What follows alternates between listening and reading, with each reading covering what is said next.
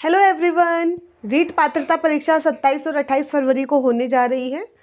Last time पर उस पात्रता परीक्षा के लिए आपको क्या तैयारी करनी चाहिए और कौन कौन से ऐसे टॉपिक है जिनके ऊपर आपको ज़्यादा फोकस करनी चाहिए, वो मैं आज आपसे डिस्कस करने वाली हूँ। तो वीडियो को लास्ट तक ज़रूर कर देखिएगा। तो चलिए स्टार्ट करते हैं वीडियो स्टार्ट करने से पहले आप सभी का मैं अपने चैनल पे हार्दिक स्वागत करती हूँ।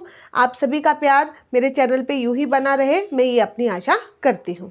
तो चलिए स्टार्ट करते हैं आज का वीडियो स्टार्ट करने से पहले अगर अभी तक आपने सब्सक्राइब नहीं किया है चैनल को, तो चैनल को सब्सक्राइब कीजिए, लाइक कीजिए, कमेंट कीजिए और अपने फ्रेंड से इसे शेयर कीजिए। तो स्टार्ट करते हैं आज का वीडियो। आपको बोर्ड पे दिख रहा होगा रीट 2025, जिसका एग्ज़ाम आपके होने वाला है 27 और 28 फरवरी को। ठीक है, बहुत ही कम दिन यहाँ पे बचे हैं आपके। और एक ये जो रीट है ये एक पात्रता परीक्षा है, मतलब आपको इसे पास करना है। इसके नंबर से आपके ज़्यादा नंबर आ रहे हैं तो भी उसका कोई मतलब नहीं है, आपको सिर्फ इसे पास करना है। तो कुछ विद्यार्थी जो सिर्फ इसको पास करने के हिसाब से पढ़ रहे हैं या बस उनको पात्रता लेनी है एक तरीके से, और होना भी यही चाहिए कि सिर्फ पात्रता ही चाहिए, क्योंकि इससे आपकी कोई कट ऑफ डिसाइड होने वाली नहीं है। इसमें पास होगे उसके बाद में आपका रीट मेंस का एग्ज़ाम लगेगा और उसकी कट ऑफ आपके मायने रखेगी, उससे आप नौकरी मिलेगी। तो इसलिए आपको इस परीक्षा को क्या करना है, पास करना है। जैसा कि प्रीवियस पेपर हुए हैं, हमने भी ये पेपर दिए हैं रीट के, तो टोटल क्वेश्चन अगर मैं बात करूँ तो 150 क्वेश्चन आते हैं, आप सभी को पता है। और एक और इम्पॉर्टेंट बात कि इस एग्ज़ाम में किसी तरीके की कोई भी नेगेटिव मार्किंग नहीं है, कि अगर आपको कोई क्वेश्चन आपने 4 में से ऑप्शन है, आपने कोई भी आपने किया है गलत भी हो गया तो आपके उसके नंबर नहीं कटेंगे। लेकिन एक चीज़ और ध्यान में रखना है आपको कि अब आपके 5 कॉलम आएंगे, 5 में से एक कॉलम तो आपको फिल करना ही है। मतलब आपने अगर उसको पूरा ही खाली छोड़ दिया तो आपके 1/3 मार्क्स, 1/3 है वो क्या होगी, नेगेटिव मार्किंग होगी। अदरवाइज कोई आपकी नेगेटिव मार्किंग वहाँ पर नहीं होगी। और सबको ही पता है जब आपके 150 के 150 क्वेश्चन है, आप करोगे जब नेगेटिव मार्किंग नहीं है, आपको खाली कोई भी छोड़ना नहीं है। मतलब आपको नहीं भी आ रहा है तो आप 5 ऑप्शन भर दो, और सीधी सी बात है यहाँ पे जब कोई नेगेटिव मार्किंग नहीं है तो तुक्का मार दो, क्या पता आपका ठीक हो। ठीक है, तो वो आपको करनी है, 150 के 150 क्वेश्चन करने हैं। बस दिमाग में ये ध्यान में रखना है, कोई भी आप खाली मत छोड़ देना। खाली अगर आप छोड़ दोगे तो आपकी 1/3 के हिसाब से आपकी नेगेटिव मार्किंग होगी। तो यहाँ पर कोई नेगेटिव मार्किंग नहीं है, आपको सारे के सारे क्वेश्चन फिल करने हैं। सारे ही गोले आपको 150 क्वेश्चन के जो गोले हैं 1, 2, 3, 4 में से आपको भरने हैं। अगर नहीं भी आता है 4 में से तो 5 ऑप्शन जो आपको दे रखा है वो आपको फिल कर देना है। इस बात का आपको ध्यान रखना है। तो मैं स्टार्ट करती हूँ। देखो, जो रीट की जो परीक्षा है वो टोटल आपके 4 सेक्शन में बटी रहती है। कितने सेक्शन में रहती है, 4 सेक्शन में बटी हुई रहती है। आप सबको इतना सबको पता है। 30 के हिसाब से यहाँ क्वेश्चन होंगे आपके, और यहाँ जो क्वेश्चन होंगे वो होंगे 90। ठीक है, ये है SST वालों के लिए, तो 90 क्वेश्चन हो जाएंगे टोटल। और अगर आपके साइंस मैथ है तो आपके यहाँ पर SST वालों के लिए 60 क्वेश्चन हो जाएंगे, तो 90 + 60 150। और अगर मैं साइंस की बात करूं तो साइंस में यहाँ पे 2 ऑप्शन हो जाएंगे, 30 क्वेश्चन गणित के और 30 क्वेश्चन आपके साइंस के देखने को मिलेंगे। ऐसा ये होगा। तो इस तरीके से 4 आपके सेक्शन होंगे। पहला जो सेक्शन होता है आपका वो होता है बाल विकास एवं शिक्षण विधियों का, दूसरा होता है हिंदी का, तीसरा होता है इंग्लिश का, और फिर चौथा होता है आपके सब्जेक्ट का। सब्जेक्ट अगर SST है तो वो पूरा एक साथ आपके 60 क्वेश्चन वहाँ पे आपको देखने को मिल जाएंगे। और साइंस मैथ की अगर मैं बात करूँ तो 30 क्वेश्चन आपको साइंस के देखने को मिलेंगे और 30 क्वेश्चन आपको मैथ के देखने को मिलेंगे। मतलब वहाँ पे 2 आपके इस तरीके से वो बंटवारा वहाँ पे हो जाता है, ऐसा पार्टीशन वो कर देते हैं। ठीक है, पेपर शुरू होने से पहले जो आपको बात ध्यान में रखनी है वो ये बात ध्यान में रखनी है कि आपने लैंग्वेज कौन सी सेलेक्ट की थी। आप अपने एडमिट कार्ड पे देख लेना कि आपकी लैंग्वेज फर्स्ट कौन सी है और लैंग्वेज सेकंड कौन सी है। ठीक है, क्वेश्चन नंबर 1 to 30 जो होंगे वो आपके फर्स्ट वाले सेक्शन के बाल विकास के होंगे, इन पे ध्यान रखना। फिर क्वेश्चन नंबर 31 to 60, और ये 61 to 90, और ये 91 to 150। ठीक है, अगर आपकी भाषा हिंदी है फर्स्ट तो हिंदी में आप उन्हीं क्वेश्चन पे जाना, क्योंकि ये बच्चे बहुत ज़्यादा गलती करते हैं उस समय। जो पहली बार दे रहे हैं ना उनके साथ गलती हो गई, जो बहुत साल जो देते आ रहे हैं उनके कोई दिक्कत नहीं है, वो एक्सपीरियंस होल्डर हो गए हैं, ठीक है। जो पहली बार दे रहे हैं उन्हें ये समझने में थोड़ी दिक्कत होती है कि हमारी भाषा कौन सी है। तो अगर आपकी भाषा फर्स्ट हिंदी है तो आप क्वेश्चन नंबर 31 से 60 पे चले जाओ, हिंदी वाले ही करने हैं आपको, ठीक है। और अगर भाषा आपकी सेकंड कौन सी है, इंग्लिश है, तो इंग्लिश के कौन से करने हैं आपको 61 to 90, इनका आपको ध्यान में रखना है। अब आते हैं मेन बात पे कि मैडम अंतिम समय में, लास्ट का जो समय बचा है उसमें हम ऐसा क्या पढ़े कि हमारी रीट पात्रता परीक्षा क्लियर हो जाए, हम उसको क्लियर कर ले, पास कर ले। इसके लिए देखो, सबसे पहला टॉपिक है बाल विकास एवं शिक्षण विद्या, पहला खंड फर्स्ट जो है, इसके अंदर मैंने कुछ टॉपिक लिखे हैं। अगर आप ये पढ़ लेते हो प्लस आप शिक्षण विद्या पढ़ लेते हो तो आप रीट पात्रता परीक्षा आराम से क्लियर कर सकते हो। क्योंकि देखो, बाल विकास के मैंने कहा बाल विकास आपको पूरा पढ़ लेना है, बाल्यावस्था, ठीक है, सॉरी शैशवावस्था, बाल्यावस्था और किशोरावस्था, ये तीनों अवस्था पढ़ लोगे, इसके क्या क्या कैरेक्टर होते हैं, आपके बाल विकास हो जाएगा, ठीक है। बुद्धि, ये टॉपिक बहुत छोटा है और यहाँ से मानसिक बुद्धि और वो जो बुद्धि वाले क्वेश्चन है ना, एक बहुत इजी सा क्वेश्चन आता है कि इसकी वास्तविक बुद्धि ये है, ये ऐसा कुछ क्वेश्चन। एक अधिगम लर्निंग वाला जिसमें आप पावलोव पढ़ते हो, थॉर्नडाइक पढ़ते हो, आप है ना कोहलर पढ़ते हो, ये सारे जो नियम हैं वो आप पढ़ लो। एक RTE 2009, ये तो सबसे इम्पॉर्टेंट है, बहुत इम्पॉर्टेंट है, यहाँ से क्वेश्चन आपके हर ही एग्जाम में आता है। एक आपकी न्यू एजुकेशन पॉलिसी 2022, आकलन, मापन और मूल्यांकन, सतत एवं सतत मूल्यांकन, क्रियात्मक अनुसंधान। ये 3 टॉपिक मैंने इसलिए यहाँ पर लिखे हैं क्योंकि ये 3 टॉपिक आपके चारों में सेम है, सब में आएंगे। चाहे आप हिंदी पढ़ोगे तो भी आपके लास्ट में सिलेबस में ये लिखा हुआ होगा, उपचारात्मक शिक्षण भी इसके अंदर आ जाता है।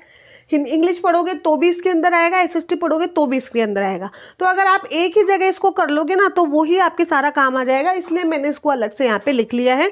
ये सबके अंदर कॉमन है, ठीक है, ये सबके अंदर कॉमन है। तो समग्र एवं सतत मूल्यांकन, आकलन, मापन, मूल्यांकन और क्रियात्मक अनुसंधान, इसके साथ आप उपचारात्मक शिक्षण जो है, रेमेडियल जो टीचिंग है, उसको भी आप ऐड कर सकते हो, ठीक है। मैं आपको इतना एम्फेसाइज क्यों कर रही हूँ, देखो 30 के समथिंग आप क्वेश्चन, अगर 30 क्वेश्चन आपके साइकोलॉजी में आएंगे, उसको मान के चलो अगर आपने ये टॉपिक पढ़ लिए तो आपके 15 के समथिंग क्वेश्चन आपको यहाँ से देखने को मिल जाएंगे, ठीक है। 15 के समथिंग क्वेश्चन आपको यहाँ से देखने को मिल जाएंगे, तो आपकी काफ़ी इसमें हेल्प हो जाएगी। तो ये जो टॉपिक है इनको लास्ट टाइम पे बहुत अच्छे से आपको प्रिपेयर कर लेना है, पूरे में से पूरे नंबर नहीं लाना है आपको, इसको सिर्फ पास करना है। तो मैं पास करने के हिसाब से आपको ये बता रही हूँ, ठीक है। तो आप बाल विकास बहुत अच्छे से पढ़िए, बुद्धि वाले टॉपिक को बहुत अच्छे से पढ़िए, अधिगम पूरा पढ़ लेना अच्छे से, RTE, NEP और ये जो 3 टॉपिक मैंने बताए इनको बहुत अच्छे से आप कर लेना। तो आपके बाल विकास वाला जो टॉपिक है वो अच्छे से क्लियर हो जाएगा, आपको कोई भी दिक्कत नहीं आएगी, इसलिए मैंने यहाँ पे ये लिखा, ठीक है। बात करें हिंदी की, तो हिंदी के अंदर चाहे आप हिंदी हो, अंग्रेजी हो, सब्जेक्ट हो, आपको मेन फोकस करना है शिक्षण विधियों पे। किसके करना है? शिक्षण विधियों। रीट की मैं बात करूँ तो 40+ क्वेश्चन आपको शिक्षण विधियों के देखने को मिलेंगे। 40+ क्वेश्चन किसके देखने को मिलेंगे? शिक्षण विधियों के। शिक्षण विधि अगर आपने अभी तक भी नहीं पढ़ी है तो सिंपली आप किसी भी टीचर से आप शिक्षण विधियों का एक वीडियो जो है उसको पूरा देख लीजिए, आपको कोई भी वहाँ पे दिक्कत नहीं आएगी। अभी तो बहुत सारी क्लासेस चल रही है, 3-4 घंटे की आपके मैराथन क्लासेस चल रही है, मैराथन आप कोई भी एक खोल के बैठ जाइए, उसमें से पूरा लिख के आप उसको पूरा अच्छे से समझ लीजिए। कोई बहुत बड़ी चीज़ नहीं है, आप 3-4-5 घंटे में उसको पूरा पढ़ लोगे और अगले 4-5 जो दिन है उसके अंदर आप उसको पूरा रट लोगे, याद कर लोगे, आप भूलोगे भी नहीं उसको। तो अगर आप मात्र शिक्षण विधियाँ अगर आप पढ़ लेते हो, चाहे वो हिंदी की अलग आएगी, अंग्रेजी की अलग, कुछ कॉमन होती है और कुछ विशेष उसी सब्जेक्ट की, जैसे हिंदी के लिए कुछ स्पेशल विधियाँ वो वहीं पे लागू होंगी, इंग्लिश के लिए कुछ स्पेशल है वो वहीं पे लागू होंगी। तो आप हर एक सब्जेक्ट की शिक्षण विधियों को आप अगर पढ़ लेते हो तो आपके रीट के अंदर 40+ क्वेश्चन आने के चांसेस आपके हो जाते। चांसेस क्या, आ ही जाएंगे अगर आपने उसको अच्छे से पढ़ लिया तो। कोई बहुत बड़ी बात नहीं है, पढ़ के देख लेना, कोई भी मैराथन क्लास आप लिख देना, ठीक है। आप इस तरीके से सर्च कर लेना रीट पात्रता परीक्षा के लिए शिक्षण विधियाँ, आपको बहुत सारे वीडियोस आपको देखने को मिलेंगे, उसमें से 1-2 आप खुद देखोगे तो आपको समझ में आ जाएगा, या फिर मैं अपने टेलीग्राम चैनल पे लिंक प्रोवाइड कर दूंगी, उस वाले वीडियो को आप देख लेना, आपको बिल्कुल क्लियर समझ में आ जाएगा, कोई दिक्कत नहीं आएगी। लास्ट टाइम पे भी पढ़ के आप उसको अच्छे से क्लियर कर जाओगे। ठीक है, तो 40+ क्वेश्चन तो ये हो जाएंगे। ठीक है, फिर हिंदी और इंग्लिश में 5 या 10, 5 से लेके 10 क्वेश्चन ऐसे होंगे, दोनों में अलग अलग, जो आप आसानी से कर सकते हो, आपको उसको पढ़ने की जरूरत नहीं है। कुछ क्वेश्चन ऐसे होते हैं ना, बहुत इजी आते हैं, जैसे जो गद्यांश का जो क्वेश्चन होता है, पैसेज के जो क्वेश्चन होते हैं, इसको अपन को प्रिपेयर नहीं करना होता है, तो वो आप आसानी से कर सकते हो। तो 15 क्वेश्चन, 40 मैंने ये कहा, 15 मैंने साइकोलॉजी के कहा, और 15 टोटल मैंने बहुत ईजी टाइप के क्वेश्चन आते हैं हिंदी और इंग्लिश लैंग्वेज के अंदर, जिसे आप कर सकते हो। प्लस 10 के समथिंग क्वेश्चन आपके सब्जेक्ट में बहुत इजी आते हैं, चाहे वो सब्जेक्ट साइंस मैथ हो, चाहे आपके एसएसटी हो, जो आप आसानी से कर सकते हो, आपको कोई दिक्कत नहीं होगी। बात करूँ मैं 70 क्वेश्चन की बात हो गई, 70 क्वेश्चन की बात हो गई, और बाकियों के लिए आप इन सब चीज़ों को यूज़ कर सकते हैं। ठीक है, जैसे हिंदी के लिए मैं बात करूँ तो तत्सम और तद्भव हमेशा क्वेश्चन आता है, बहुत इजी सा क्वेश्चन आता है, ये टॉपिक अच्छे से पढ़ जाना। उपसर्ग, प्रत्यय, समास और संधि, संधि तो पढ़ ही लेना हर एक एग्जाम के लिए, ये तो चारों हर एक एग्जाम, फर्स्ट ग्रेड के लिए भी, सेकंड ग्रेड के लिए भी आपके सब्जेक्ट में काम आ जाएगा। शिक्षण विद्या, ये मैंने आपको कह दिया, शिक्षण विद्या 40+ के समथिंग क्वेश्चन बनाएगी। बात करें इंग्लिश की, तो फोनेटिक सिम्बल्स जो हैं, टीचिंग मेथड है, इवैल्यूएशन रेमेडियल टीचिंग है, और लिटरेसी टर्म करके इलेगी, सोनेट वगैरह ये जो है उनको अच्छे से पढ़ लेना, वो क्वेश्चन वहाँ पे आ जाते हैं। और कुछ क्वेश्चन आपके पैसेज टाइप के आएंगे जो आप आसानी से कर सकते हो, उसमें आपको ज़्यादा दिक्कत नहीं आएगी। इंडिविजुअल सबको पास करना कोई ज़रूरी नहीं है, आपके सभी में से मिला के क्वेश्चन आने चाहिए। अगर इंग्लिश में ज़्यादा आपको प्रॉब्लम आ रही है तो आप इसमें कम क्वेश्चन भी कर सकते हैं, और कुछ बच्चों को हिंदी में अगर दिक्कत आ रही है तो हिंदी में कम क्वेश्चन करो और इंग्लिश में ज़्यादा क्वेश्चन कर लो। बस लैंग्वेज का ध्यान रखना आपने कौन सी सिलेक्ट की है। कुछ बच्चे भाषा फर्स्ट में इंग्लिश लेते हैं और भाषा सेकंड में हिंदी लेते हैं।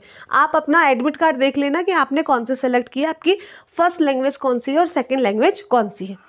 बात करें सब्जेक्ट की, तो सब्जेक्ट में मेन तो आपका टीचिंग मेथड आपको पढ़ लेना है, सामाजिक के लिए शिक्षण विद्या या फिर साइंस मैथ के लिए शिक्षण विद्या, पहले तो आपको उसको बहुत अच्छे से कर लेना है, जो कि इसके अंदर आ जाएगा आपके।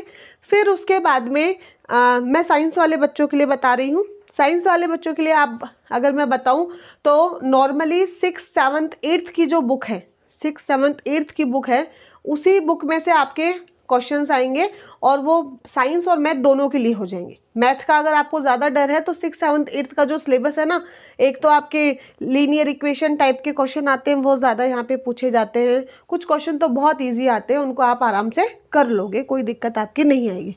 हाँ, 150 में से 150 लाना मुश्किल है, लेकिन 150 में से 90 नंबर लाना मुश्किल नहीं है।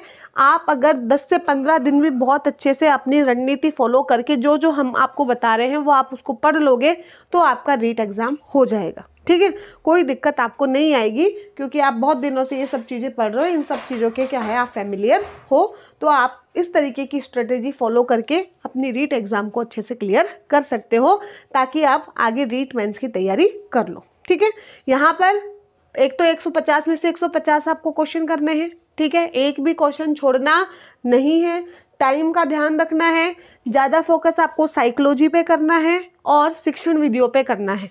साइकोलॉजी और शिक्षण विधियों पे। सब्जेक्ट की बात करूँ, सब्जेक्ट आप अपने अकॉर्डिंग, और आपके व्याकरण की बात करूँ तो हिंदी और अंग्रेजी दोनों की व्याकरण में आप ये वाले टॉपिक आप पढ़ सकते हो। ठीक है, हिंदी में तो कुछ मुहावरे लोकोक्ति के क्वेश्चन तो बहुत इजी आते हैं, हम आराम से कर लेते हैं। ठीक है, तो आप पिछले क्वेश्चंस आप देख लेना, मैं ऐसे ही नहीं कह रही हूँ, क्योंकि मैं भी इसी तरीके से पात्रता परीक्षा के लिए पढ़ती थी। वो अलग बात है कि पात्रता परीक्षा पिछली बार ही हुई थी, उससे पहले तो जो मेन एग्ज़ाम होता था यही मेन एग्ज़ाम होता था, इसी से कट ऑफ आपकी डिसाइड होती थी। तो 150 में से 120, 121, 125 ऐसे नंबर भी आते थे, 128 इस तरीके के नंबर आते थे। मेरे 150 में से 128 नंबर थे पिछली पात्रता परीक्षा में। लेकिन पात्रता परीक्षा से कुछ नहीं होता है, पात्रता के बाद में मेंस लगती है। ठीक है, और जो रीट आपके एक बार कैंसिल हो गई थी उसमें और भी अच्छे मार्क्स थे, लेकिन उनका क्या करना है जब वो कैंसिल ही हो गई। तो उस समय तो आपने देखा होगा पेपर्स में कि रीट में आपकी 150 में से 147, 148 नंबर तक लोगों के आए थे, किस हद तक लोगों ने तैयारी की थी। ठीक है, और पेपर आउट भी था, वो पेपर क्या था, आउट था। नॉर्मली 150 में से क्या बात करते हो, अगर कट ऑफ पहले जो जाती थी वो 110, 112 गई थी, 2018 की मैं बात करूँ तो इतनी कट ऑफ वहाँ पे गई थी। ठीक है। तो यहाँ पर आपको सिर्फ पास करना है, ये सब चीज़ें आपको अच्छे से देख लेनी है। आपको लास्ट टाइम पर मनोविज्ञान को, मतलब बाल विकास वाले टॉपिक को, और आपकी जो शिक्षण विद्या है इसको जितना हो सके उतना आपको रिवाइज करना है। किसी तरीके की कोई करंट अफेयर यहाँ पे नहीं पूछी जाती है, उसके अंदर आपको नहीं फंसना है। प्लस आपको हिंदी और इंग्लिश दोनों की व्याकरण को पढ़ लेना है, जो कि आज तक आपने पढ़ा है। 10th क्लास तक के लेवल की जो आपकी व्याकरण है वो आप पढ़ लेना। सिलेबस में नीचे लिखा हुआ है कि क्वेश्चनों का स्तर कुछ ऐसा होगा, उससे आपको घबराने की जरूरत नहीं है। पिछली बार भी लिखा हुआ था, लेकिन पात्रता परीक्षा में मैथ के जो क्वेश्चन मेरे को देखने को मिले वो आपके नॉर्मल इजी टाइप के क्वेश्चन थे, 6th 7th 8th की लेवल के थे। लेकिन अगर मेंस की बात करते हैं तो वहाँ पर आपके 9th 10th लेवल के क्वेश्चन हमें देखने को मिले थे। तो मेंस की बात अलग है। अभी सिर्फ मैंने जो बताया वो रीट पात्रता परीक्षा के लिए आपसे बात की है। तो आपको वीडियो कैसा लगा कमेंट करके मुझे ज़रूर बताइएगा। Okay, bye everyone, thank you so much for watching my channel.